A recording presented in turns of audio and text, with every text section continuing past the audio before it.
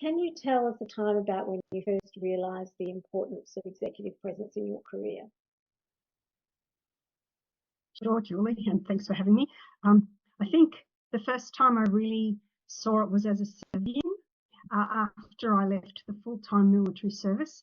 In the military, you wear your rank on your sleeve, and it's very obvious who's the most senior in the room. So you don't need to say anything. You bow down to the executive, most senior wearing rank officer in the room.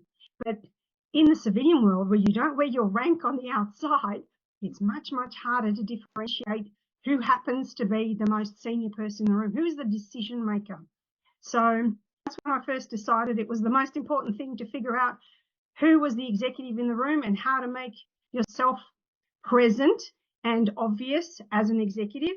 And as I rose through, I suppose, the civilian ranks, it became more and more important, particularly as a woman, but generally speaking, to make sure that one, you have something to contribute to the table, and you don't want to overshare and you don't want to overspeak, but you also need to make sure people sit and take notice. So that's when I first really became quite aware of having to have executive presence.